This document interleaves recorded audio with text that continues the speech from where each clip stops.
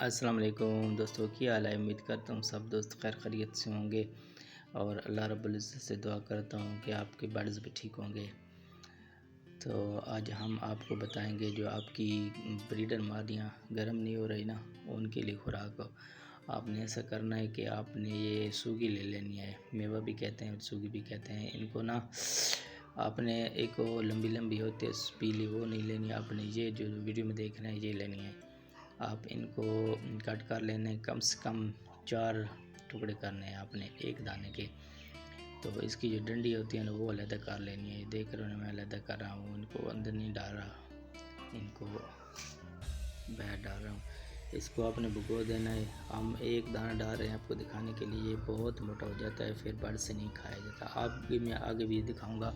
हमने भिगोए आपके लिए, फिर में बाद में काटना बहुत मुश्किल हो जाए। इनको भिगो देना है आपने सुबह। इनमें ना आपने सौंफ भी ऐड करने हैं। तो ये देख रहे हो मैंने ये दिखाने के लिए आपको भिगो दिया। ये बहुत मोटा हो जाता है, फिर ये बर्ड्स नहीं खा सकते, फिर काटना भी मुश्किल हो जाता है। ये देख रहे हो ना, काटा हो तो फिर इधर उधर हो जाता है। आपने पहले ही कट कर लेना कैंची से। तो फिर आपने अपने पट को डालना है। ये देख रहे हो सौंफ मैंने डाले तकरीबन आधा चम्मच है।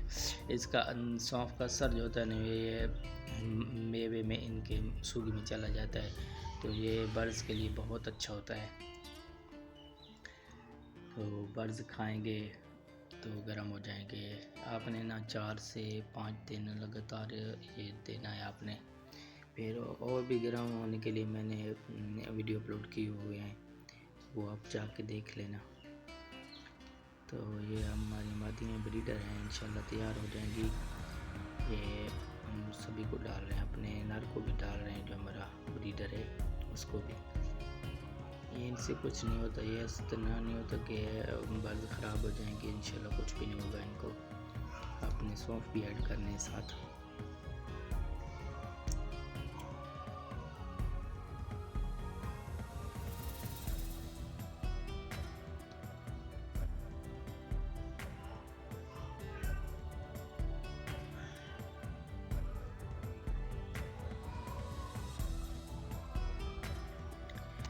मिलता है नेक्स्ट व्लॉग में।